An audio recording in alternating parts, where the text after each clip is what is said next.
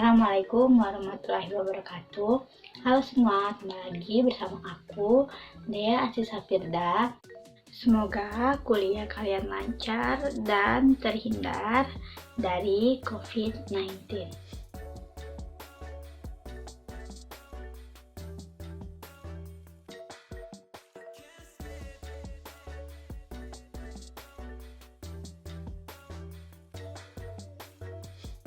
Jadi, pertama saya akan menjelaskan apa itu isu dan kontemporer.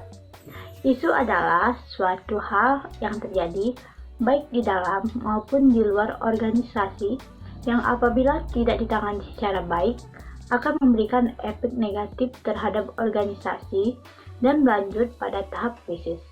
Sedangkan kontemporer artinya kekinian, modern, atau lebih tepatnya adalah sesuatu yang sama dengan kondisi waktu yang sama atau saat ini.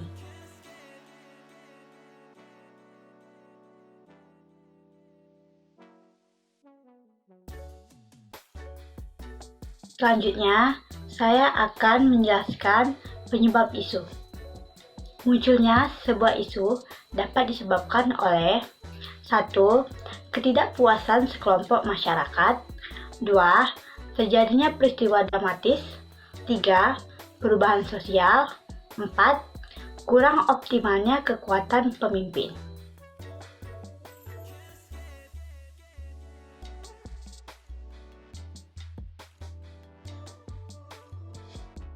Selanjutnya, saya akan membahas tentang jenis-jenis isu.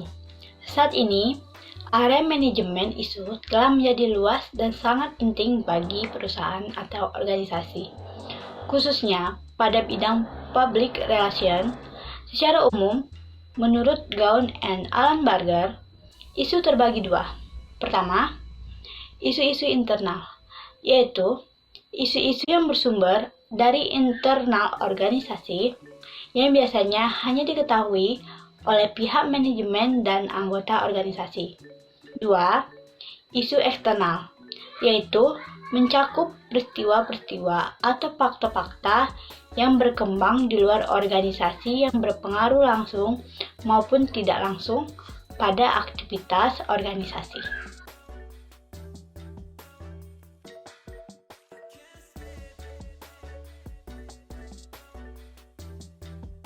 Selanjutnya, pengertian manajemen sumber daya manusia.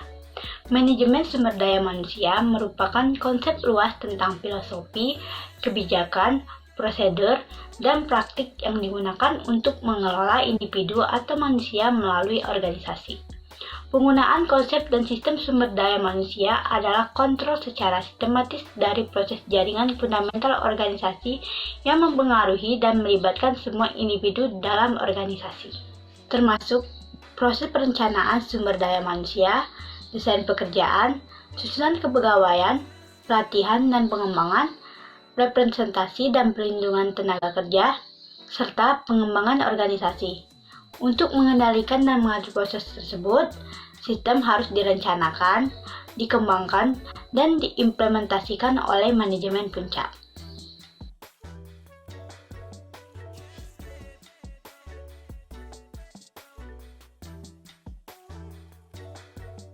Berikut ini pengertian manajemen sumber daya manusia menurut beberapa para ahli. Pertama, T. Tani Handoko.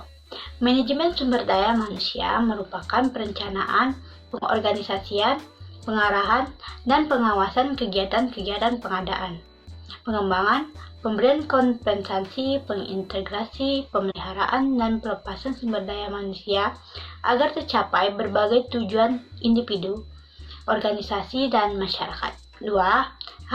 John Bernardin dan Joyce A. Russell. Manajemen sumber daya manusia mengurusi tentang rekrutmen, seleksi, pengembangan, pemberian imbalan, usaha mempertahankan, penilaian, dan promosi personel dalam sebuah organisasi.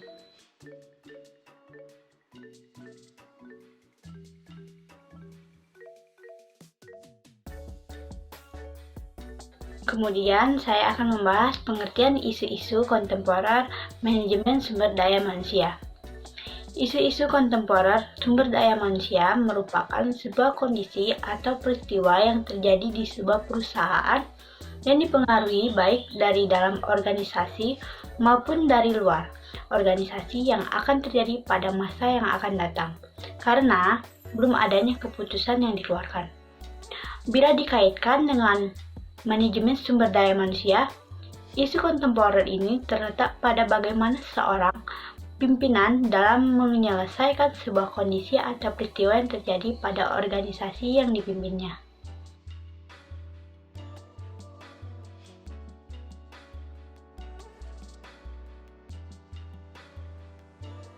Selanjutnya, saya akan membahas isu-isu masa kini di dalam manajemen sumber daya manusia.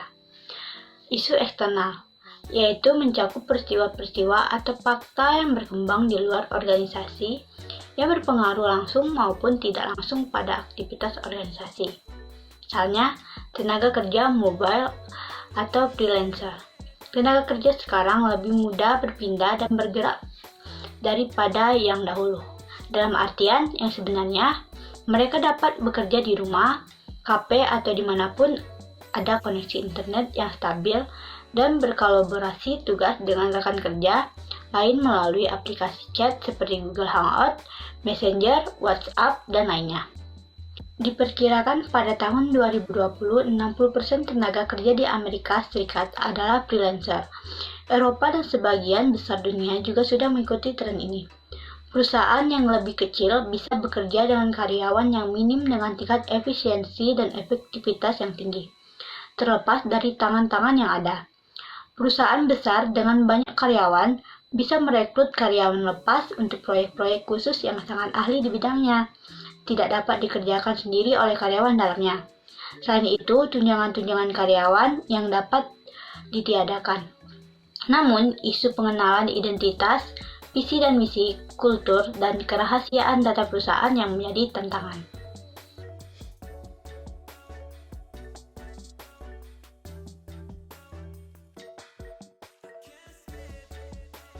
Jadi, kesimpulan yang kita dapat adalah isu-isu kontemporer merupakan isu bisa meliputi masalah, perubahan, peristiwa, situasi, kebijakan, atau nilai yang telah berlangsung dalam kehidupan masyarakat saat ini. Isu menjurus pada masalah dalam suatu perusahaan atau organisasi yang membutuhkan penanganan. Disebutkan di atas terdapat beberapa kesamaan makna bahwa setiap perusahaan tidak pernah mengharapkan akan munculnya isu. Ketika isu mulai muncul dalam sebuah perusahaan atau organisasi, maka dapat dipastikan akan terjadi kesenjangan perusahaan dengan publiknya.